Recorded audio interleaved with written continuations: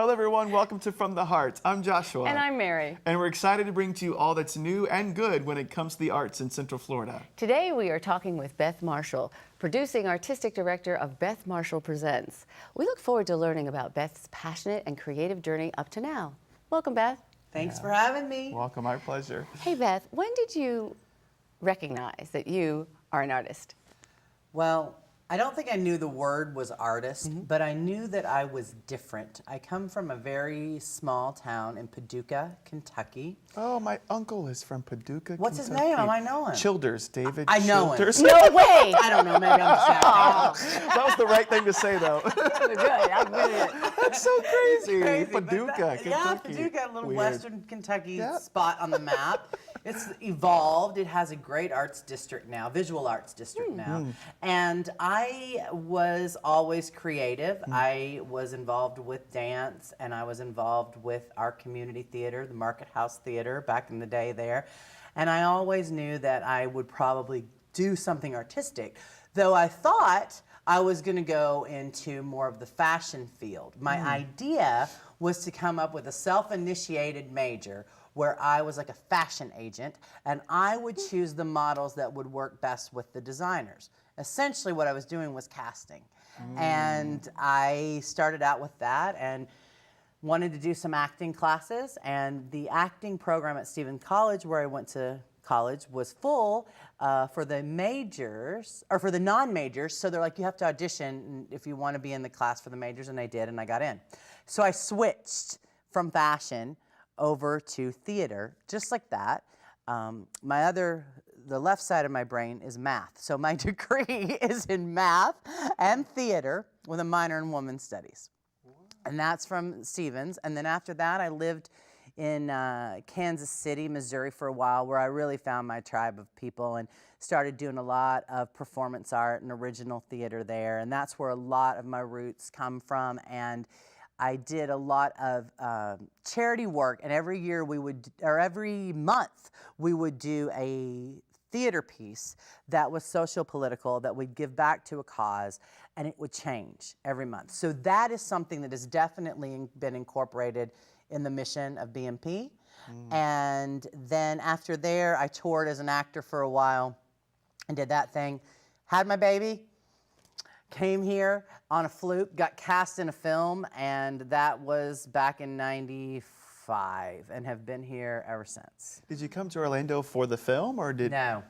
I came to Orlando to visit friends on a vacation, and while I was here, I'm like, I'm just going to go audition at the then Civic Theater, and I'm going to go audition for this film called Shooters at Universal that happened to be associate produced by my oldest friend from Paducah, and I didn't know that. Wow. And so it was sort of a kismet thing, and my then husband and I packed up the baby, and we moved here in '95, and I got cast in A Christmas Carol over at the Civic Theater, and this movie called Shooters, and he got a props job at Civic, and then we just sort of made it work from there. I freelanced as an artist for a long time, and worked for many, many different theaters in town in one capacity or another.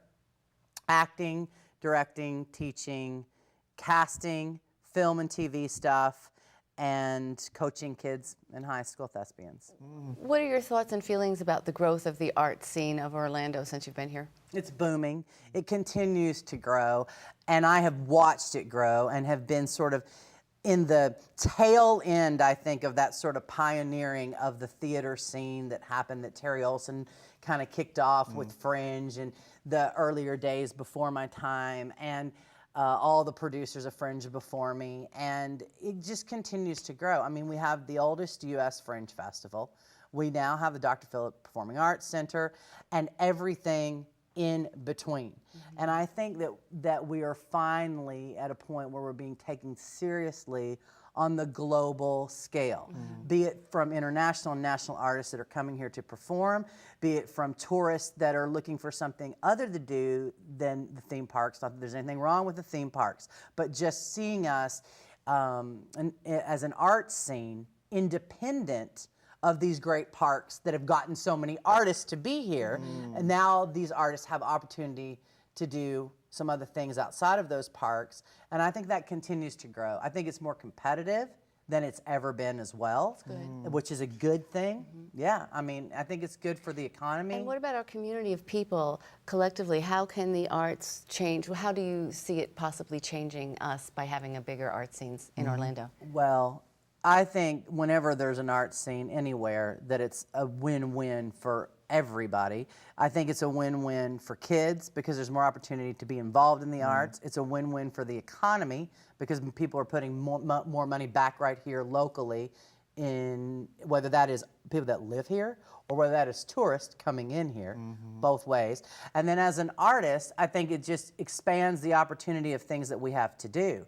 The more options there are, the more we're either going to carve out our own thing to do or we're going to team play and go collaborate with another group. But does the work of the artists, in your opinion, change our community?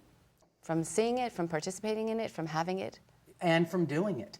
Absolutely. All the above. I mean, we are educated. I think we do art to educate, to think, to feel, and to grow.